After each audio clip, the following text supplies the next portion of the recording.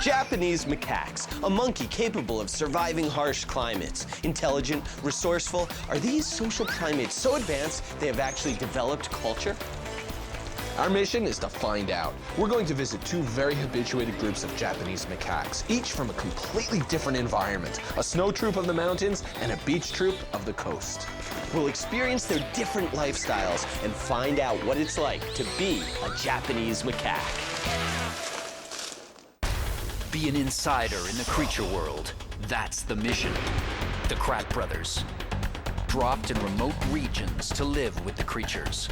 Through their eyes, on their turf, by their rules.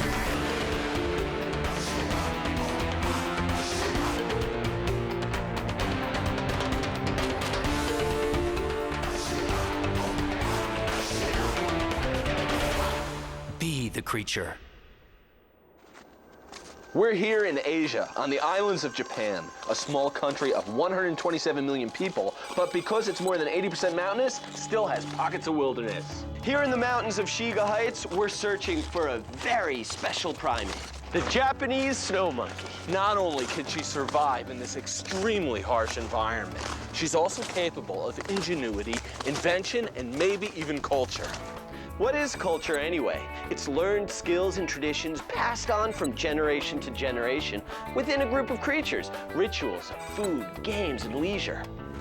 We humans sometimes think culture is exclusively ours, but is it really?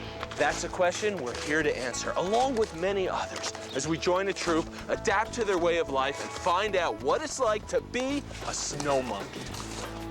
We were looking for a certain troop that was very comfortable with people. At an altitude of 2,600 feet, we stumbled upon them. A troop of over 250 monkeys. Whoa, bonanza! Look at them all, Chris. Snow monkeys! Yeah, we found them! All right! These are also called Japanese macaques, and they're the northernmost primates in the world besides humans. You don't think of monkeys living out here in this cold weather. But here are monkeys in what must be about 2-3 feet of snow high in the Shiga Heights. The snow monkey group is highly structured according to dominance rank. Higher ranking males and females get dibs on everything from feeding spots to sleeping spaces. This is troop living. It's amazing how they go at each other. Yeah. These monkeys, they have personal space and they like to Deal with each other, work out friendships. Hey. Look how close. He's sitting on my snowshoe. Whoa. As soon as a monkey gets too close, gets inside that personal space, they go at each other, reaffirming the rank. One monkey we have to identify is the alpha male. Not him, he just doesn't look like alpha material. Ooh, what's going on? It's the big male. That's the big boss right there. Yeah, he leads the movements, protects the home range, fathers most of the babies, and mediates the fights. We have to watch out for him. Whoa. Here he comes and everybody clears out, including us. Cleared out. That big alpha now had 2 new monkeys to boss around. We were moving in to live with the troop.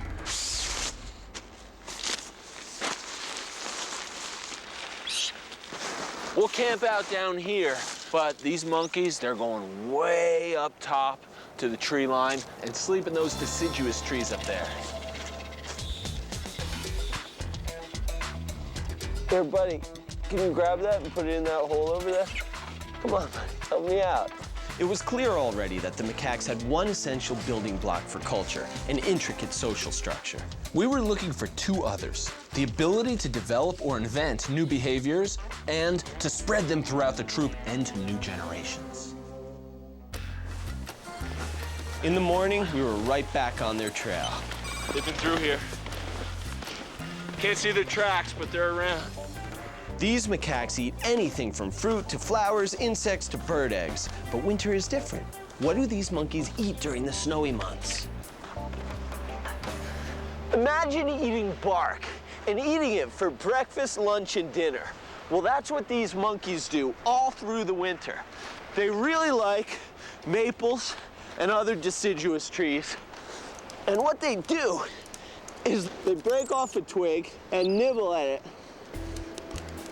trying to get at that inner cambium layer. That's that soft, fleshy layer right underneath the bark.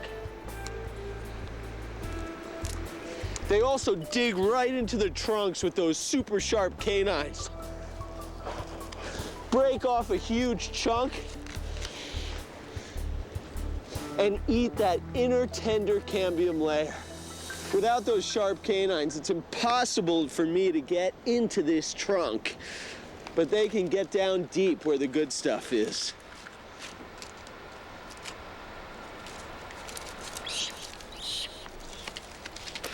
Chris, troops on the move.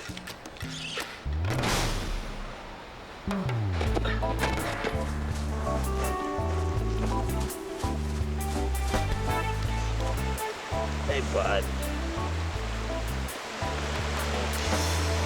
Oh, no way! No way! Leaping right over the waterfall. They are definitely confident. That is one time you don't want to miss your mark. The water is ice cold, but they're skipping across this river no problem. Wow. Martin, on the other bank, a mother and her baby. It looks about 9 months old.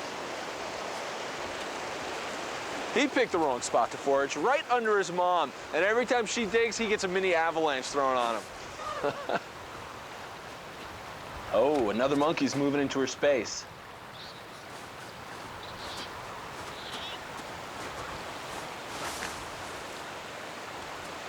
That tap, that's a signal to jump on. They're not gonna try to cross this, are they? No way. It is slick. I'm not gonna make it across that way. I'll have to catch up with them. Oh, yeah! I can't believe they can make this kind of a crossing. These rocks are caked with ice. The mom with the baby on their back. That takes incredible balance to do it as a team. The mother has to hit the right rocks. The baby has to stay right on that rump, riding it, making sure that he doesn't throw his mom off. So they're working as an amazing team, and they need to, because even with the snow monkey's ability to keep warm, if they took a plunge into this icy water, got swept away, there is a question if even they could warm up to ward off hypothermia and frostbite. But with these snow monkeys, you never know. I'm still astounded they can even survive out here.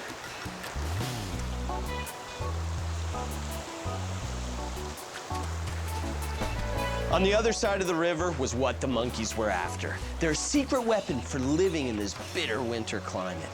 A volcanic hot spring. Wow, Nate. Oh, look at them all. These hot springs are naturally heated by volcanic action to a temperature of over 100 degrees Fahrenheit. Woohoo! Everybody's here. And they're going in. Come on in, the water's warm, guys. It was happening. A rare hot tubbing behavior that's now part of this troop's lifestyle. This is what we've come to see. Monkeys lounging in a volcanic hot tub. You can tell by their faces, they're just loving this. Just soaking it up. Pure relaxation. Here's a culture I can really relate to. This hot tubbing is an amazing cultural adaptation that these monkeys have to keep warm in these snowy mountains. They're the only known population in all of Japan that takes hot tubs. How did this start?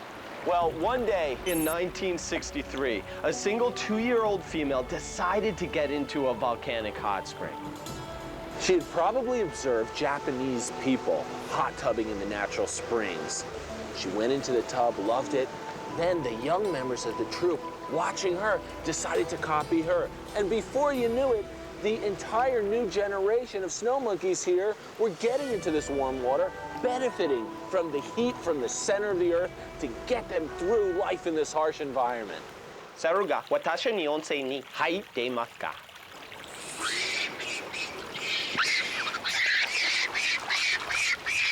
Oh, big boss! He is beating up a low rank. Ah, he's asserting his dominance. Message sent and message taken. Peace returns quickly around here with friends, allies, and relatives separating in groups around the tub. The snow monkeys here have really figured out how to live. They have their hot tub, and then they hang out together, a little grooming, which is like a monkey massage. And you can tell from the look of the monkey who's getting groomed. The look on his face is telling you this is great. He feels good, he's in heaven. And look how attentive the groomer is, picking anything that shouldn't be there. Dirt, parasites, a thorough cleaning. This doesn't only feel good, it's a part of the monkey's social structure. How to keep in contact with your friends, with the higher ups. And this is the way the troop functions better, with all these monkeys reestablishing their social contacts through grooming.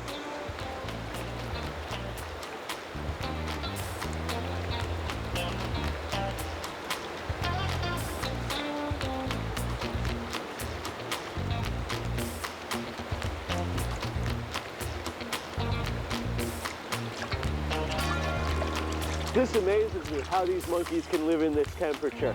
The air temperature right now is 35 degrees Fahrenheit. These monkeys are jumping in that hot water, but then they have to get out into a 30-degree climate out here. And with them being soaking wet, how do they get back to their activities in the snow without freezing? It's mostly about the dense coat. You can tell that these furry coats keep these monkeys warm in the winter. They're like parkas or snow jackets, sealing in a layer of warm air. But hot tubbing keeps them extra. Whoa, extra warm. Oh, man. Nice slip in. Is it warm? It is definitely warm, but I don't know how they get out of this warm water into the cold air and not freeze. It's amazing. You can see their bones and their muscle. You can see right through that thick hair when they're wet. And your feet, we're gonna have to make sure you get warm somehow. I know. The monkeys will have the answers.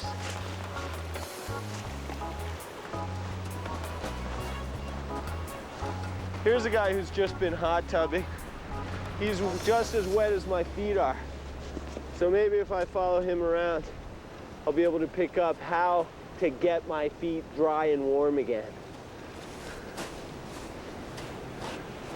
In the snow, where their fingers are picking through this stuff, 24 degrees Fahrenheit in this cold snow.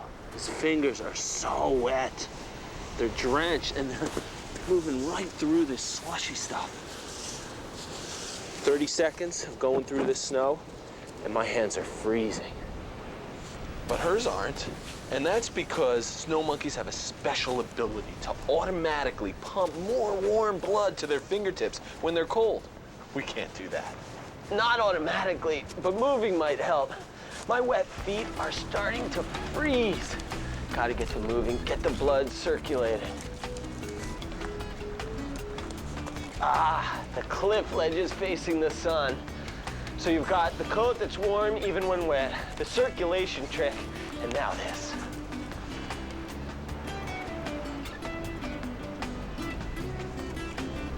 One good place to go after a hot tub is on these ledges.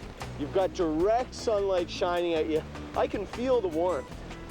So I'm just gonna hang out with these grooming monkeys on the ledges and try to dry off these feet. You guys are amazing, you know that? Just bare skin. They walk through the snow like it was nothing. On day 4, we decided that the best way to pick up on culture would be to stick with the active learners. Bunch of youngsters having a play session. Oh yeah, they love to wrestle and tumble and play and jump. As a newborn snow monkey, you immediately know where you stand within the troop. You actually inherit your mother's rank, and from an early age, you work out friendships and alliances through play. What a move!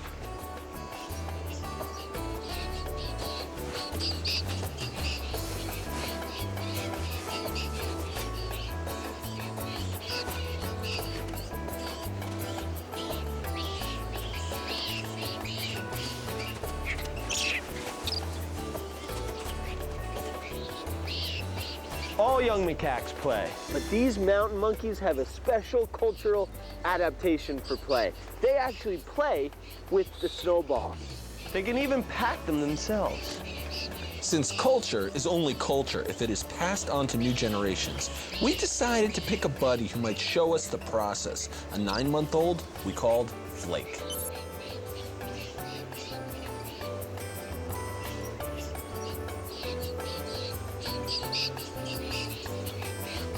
Coming at you, Flake.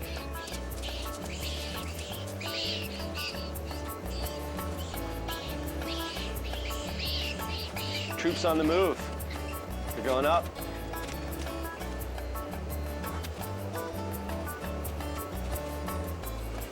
As the monkeys moved back up the mountain, we did our best to follow. Wow. This is not easy. It helps to be as light as a snow monkey.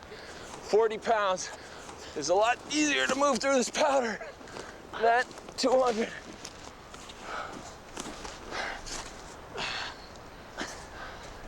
There they are.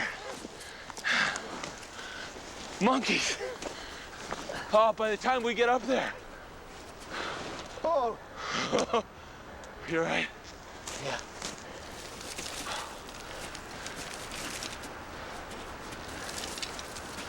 There they go. They're too quick for us in this deep stuff. Huge drifts on such a steep slope, there was no way we could keep up.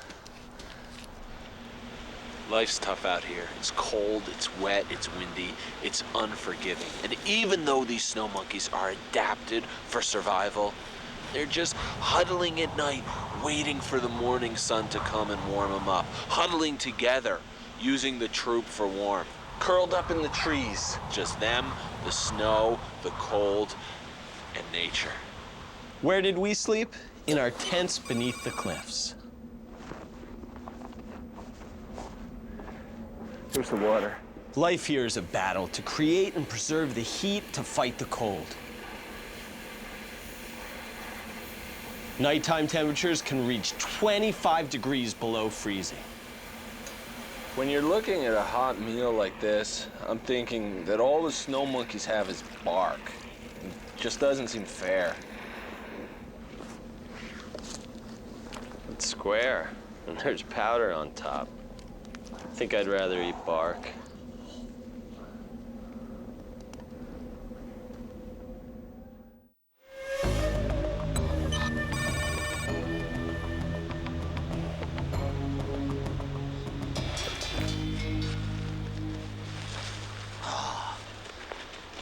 That was a cold night. How you doing, Martin? That was so cold. I know it was a cold one. It was gonna be fun. They're frozen solid. I'm really surprised I even slept at all. How'd you sleep, Chris? I woke up a lot just to kind of close the holes in my sleeping bag. And the ground was freezing. The cold just came right up from the snow went right through your flesh into your bones. That's why they get off the ground and sleep in the trees.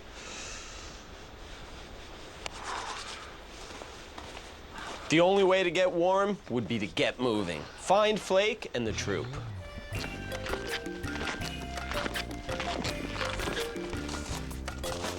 Hey, Chris, a sorrel. This is a very, very primitive type of goat. A solitary animal who browses on twigs and branches and leaves. Sure-footed and quick. Great at moving through these steep mountains. Wow. The macaques have no natural predators like big cats, bears, or wolves, but winter is a predator. A lot of monkeys, especially young ones, will die during winter. And before we could find our troop, a blizzard hit. How were the monkeys dealing with the storm? We bet on the hot springs, hoping to meet up with them there.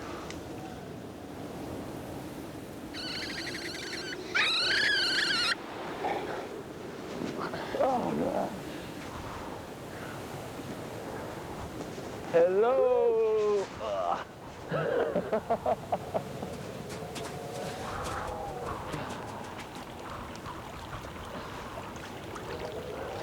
Well, at least we know where to find you on a day like this.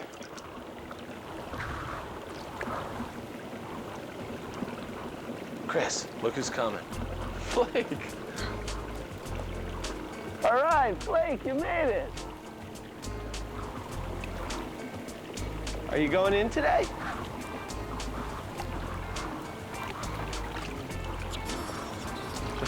No way. We haven't seen any young monkeys go in yet, but everyone else is.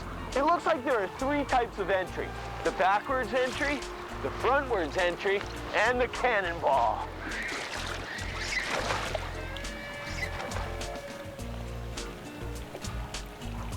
Oh, wait a second, they're not just swimming, they're diving. It's amazing that these monkeys actually dive underwater. One of these monkeys must have figured out that they could do it. They're looking for grains that people put out for them during the worst months of winter.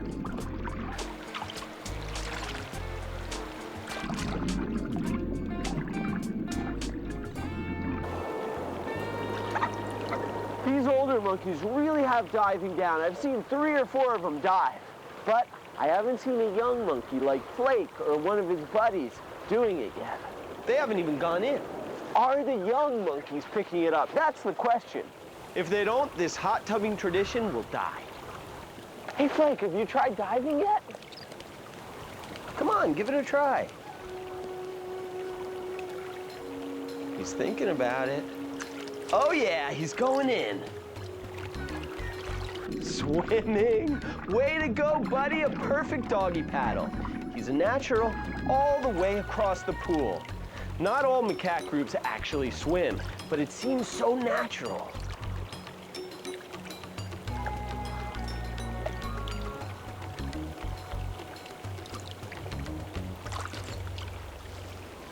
That looks too fun and warm. I gotta get in there. Chris, you ready? We gotta join them.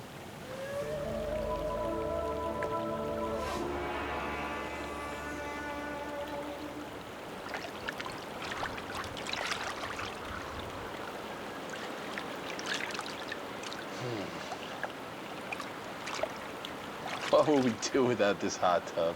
What would the monkeys do without this hot tub? They'd survive like other mountain macaques do, but they'd lose something. It would be like America without baseball, Japan without sushi. Should I be checking for lice too now?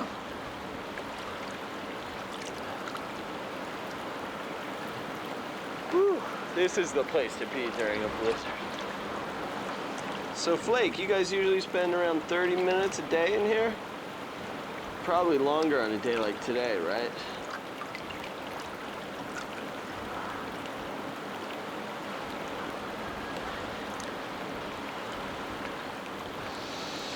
This is my kind of culture. Hot tub and massage. They're really not very different from us at all. Day 6. We couldn't wait to see what Flake and his buddies were up to. Right before our eyes, Flake's learning this hot tubbing behavior developed 4 decades before. That's how culture is passed on, from one generation teaching the next.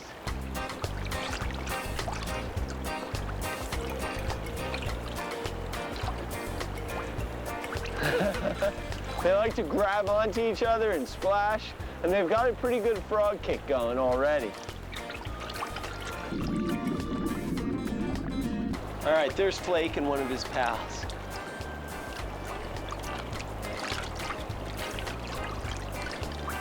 There he goes.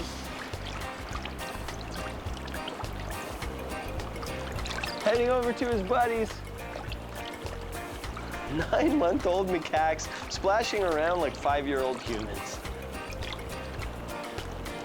He's dunking his head completely. Oh, he dives again. A new skill for Flake, diving.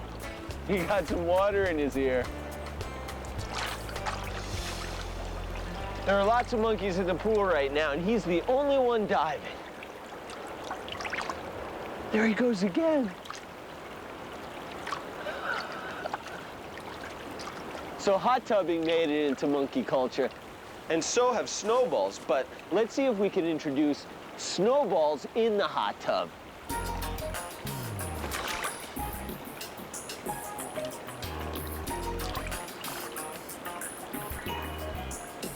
Oh yeah, I think it's catching on.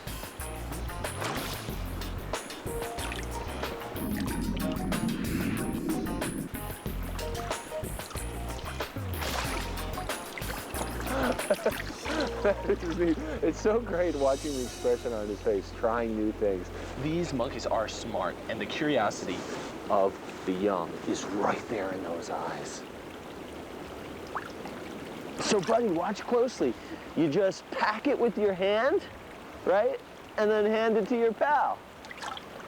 And watch it disappear in front of your eyes. He's fascinated that as soon as it hits the water, it just disappears. If this is gonna catch on, it'll start with the young monkeys and spread throughout the troop.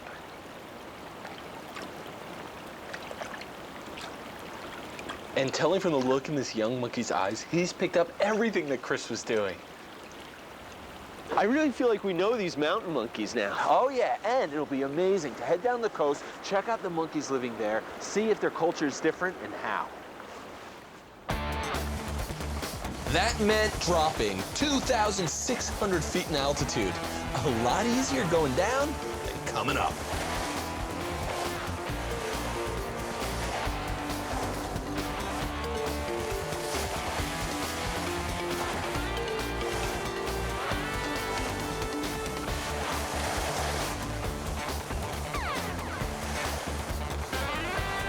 Coastal monkeys, here we come. All right, we're heading to the coastal monkeys. We're on our way to an island with no people, but lots of monkeys. A research site since 1948. We traveled more than 500 miles across Japan to get there.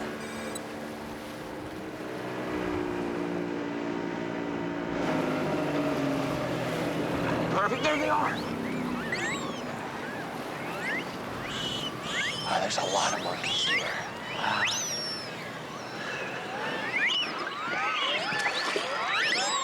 Wow, listen to them all.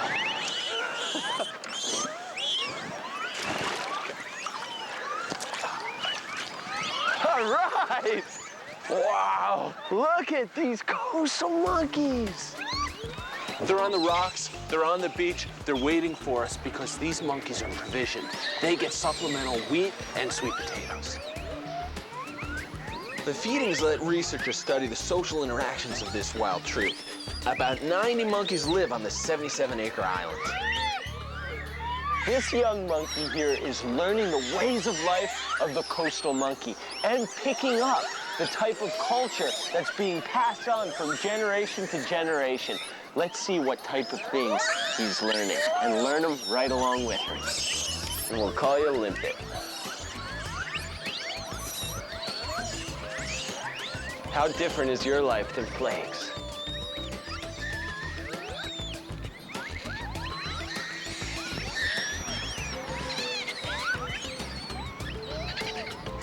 They still huddle the same way as the snow monkeys on the mountain when the wind blows off the coast, but it's nowhere near as cold here as it was where the snow monkeys live. You can see a difference in appearance between the two groups. The thicker coat is obvious, but is there a difference in culture?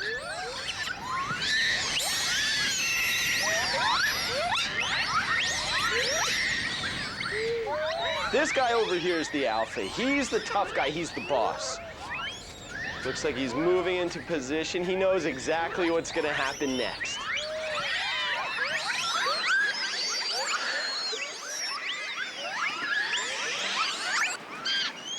These monkeys are provisioned with wheat grains 3 times a week. And as you can see, this is where the dominance and the social structure really comes out. And that's exactly what these scientists have been studying.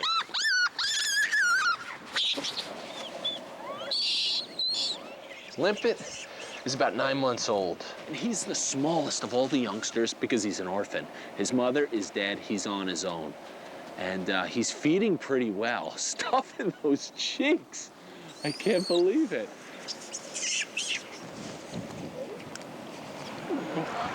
His mother was a pretty high-ranking female, and because rank is inherited, even though she's gone, Limpet may still carry her high rank.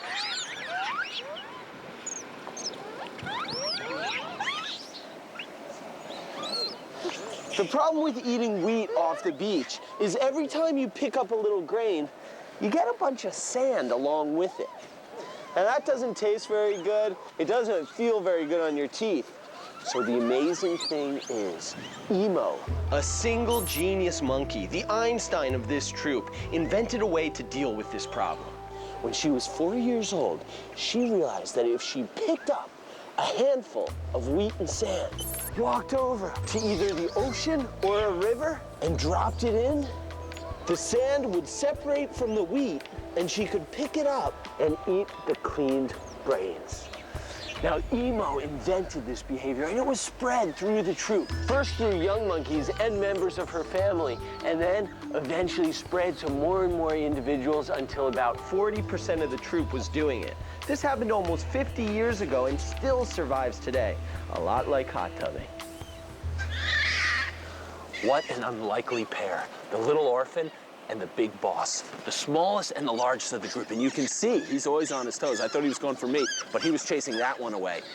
He is vigilant, and this little orphan must know to hang by. And possibly the big boss has established some kind of relationship with him. And I don't want to look in his eyes, because then he'll take that as a threat to his dominance. So look at that, boom, there he goes. Another monkey got too close to his feeding. And you can see, look at the space around the big boss and the little one. The monkeys are in the ring. Most of them are over here. And these two alone right there. That is astonishing. Okay, everybody's moving, heading down along the beach and around this rocky point.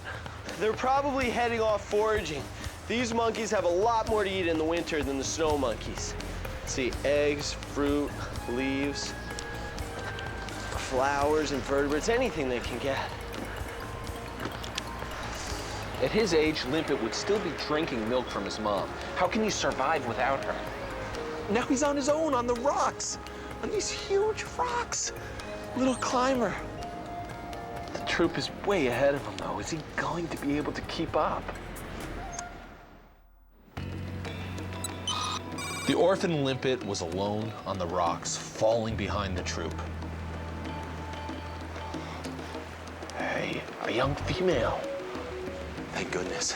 I was wondering how he was going to move with the rest of the troop when they really started going.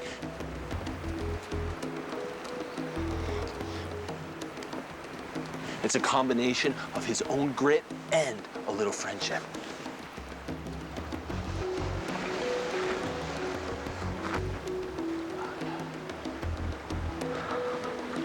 They're working this coastline. What are you guys looking for here in the intertidal?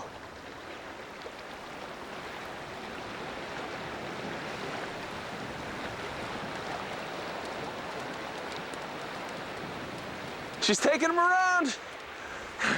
She took him around. Martin, they're eating shellfish. I'm coming. Shellfish, awesome.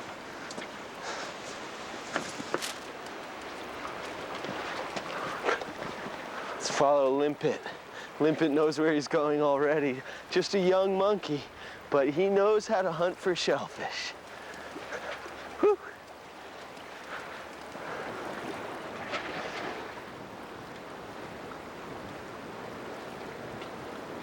Oh, they're eating these tiny, tiny little snails, shells and all. That one got away on you. You know, it's funny we called him Limpet because a limpet is actually a type of little shellfish. That's something new, unique to the coastal monkeys. Fishing in the intertidal. They're omnivores, so they'll eat what they can. These macaques have been known to eat mussels, picking them off of the rocks that are exposed by a low tide. One thing is definite, these monkeys have more food variety in winter than the snow monkeys do.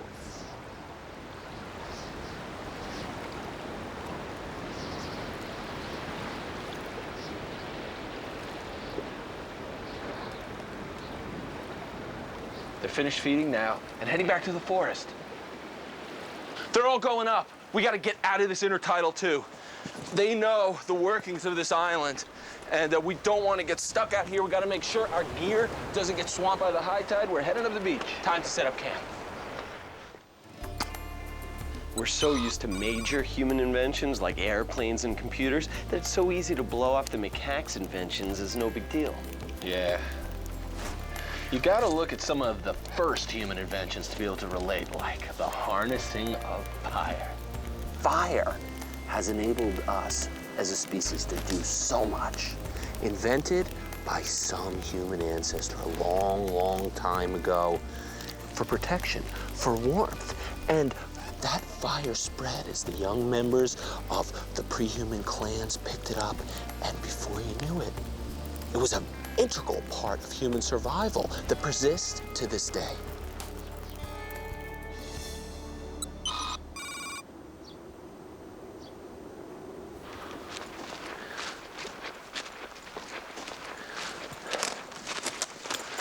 All right, let's find those monkeys. We'll try to catch up with them at their sleep site when they start feeding. And they've got to be up here somewhere.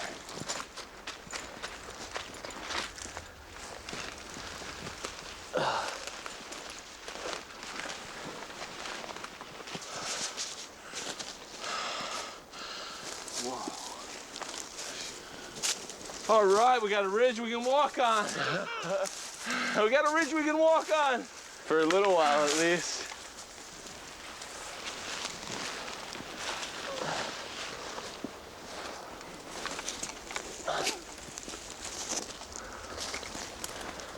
Make that a ridge we can crawl on. This island is a tangle of brush. Gotta crawl through it.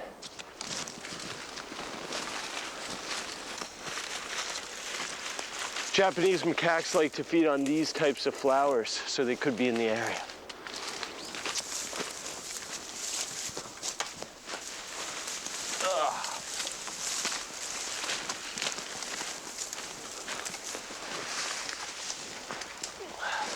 Martin, I think I see him. Yeah! I think I see him. Wow. They're right over here. Sliding into the monkeys. We found them.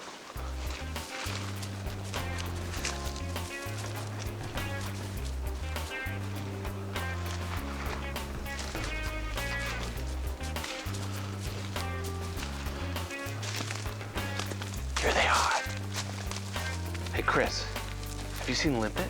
No, not yet. How can little Limpet make it through this tangle? He's smaller than normal. He doesn't have the milk power from his mom. He doesn't have a mom to help him through the tough stuff. It's amazing he can get around here. Where is he? When they travel, it's usually the high-ranking monkeys at the center with the lower ranks on the outside. So if Limpet were with his high-ranking mom, he'd be near the center. But on his own, he's probably lagging.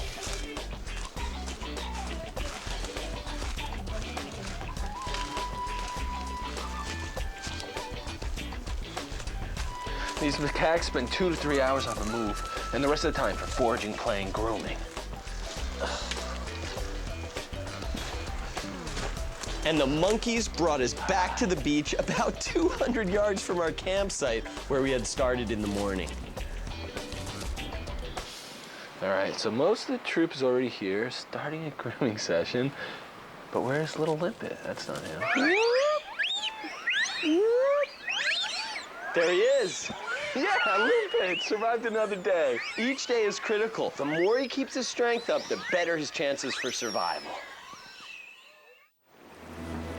Day 11. Limpet made it through another night and kept up with the troop. I think he wants to get in on the grooming. A lonely orphan without a mom. Poor guy. Oh, here comes his best friend. It's a good thing he has her.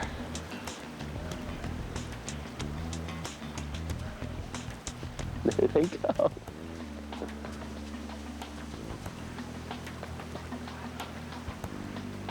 great. He's getting groomed too.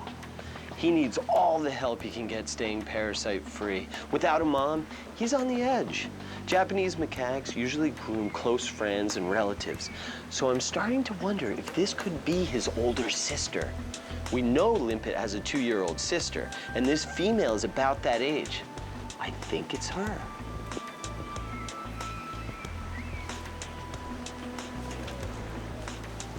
Looks like he is loving the attention.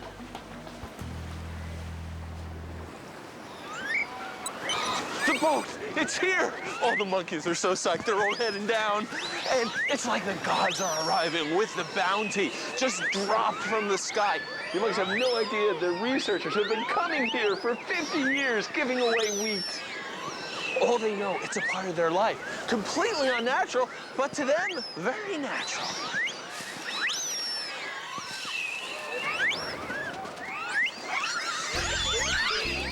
Whoa! These sweet potatoes are so valuable to these monkeys. They are full of nutrition. They grab as many as they can and carry them off to eat them in peace. Oh, whoa. Oh, they're also carrying them to the water. Oh, yeah. Yeah. They're doing it. Wash it. Washing your food. It's ingenious. We do it. The monkeys do it. They drop the potato in the water, roll it around, get all that sand. Sometimes they scrub it a little bit. And then you have a clean potato ready to eat.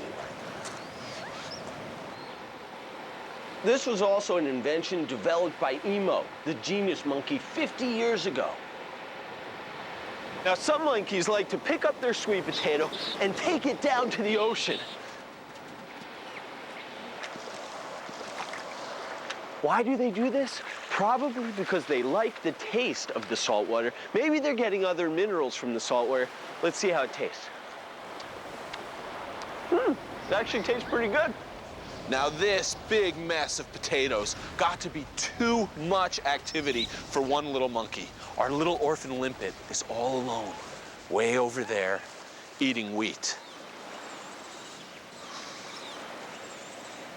And so here he is, little Limpet, all alone, away from the crowd. You're smart, though, because he knew, he's probably learned already, that in that sweet potato stampede, he could easily get trampled. I couldn't even see him in that pile. And why? He's out here, 100 yards from the rest of the group, where he's safe. We'll keep an eye on you, Limpet. You know what? I'm gonna get you some sweet potato. All right, hang here.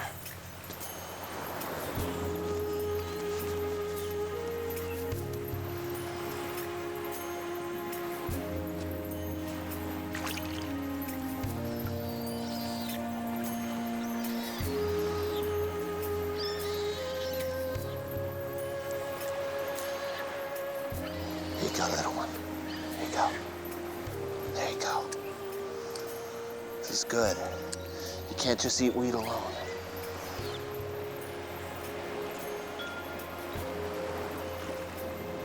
I'll leave the rest of this here for him in case he feels like going for it later.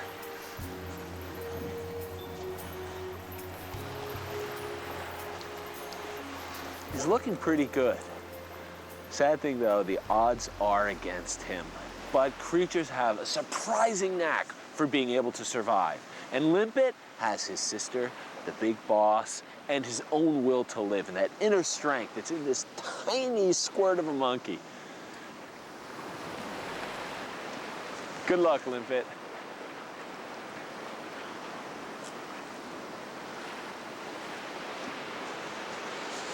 So, do animals have culture? You decide for yourself. The mountain macaques play with snowballs and have learned by observation to take hot tubs. Is that culture? The coastal macaques separate wheat and wash potatoes. Is that culture? They're all rare and unique behaviors invented by and specific to a particular group. And you see it with other creatures too. One of only 2 populations of orcas in the world that has figured out how to catch sea lions off the beach.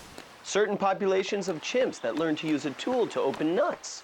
And a single known group of mongoose that have recently started grooming warthogs. I believe all these things are examples of culture. What do you think? The Japanese macaque is a tree-swinging, Ground walking, hot tubbing, snowballing, troop-living, friend-supporting monkey. the northernmost monkey in the world, able to live in harsh and varied climates. With individual troops adapting their way of life to suit their environment. These monkeys are inventive, intelligent creatures, able to pass on skills and traditions from one generation to the next, just like we do. They're a lot like us, right down to the same cultural traditions. Meet you back at the hot tub, I'm gonna get the gear. Sounds good. Hot tub it is.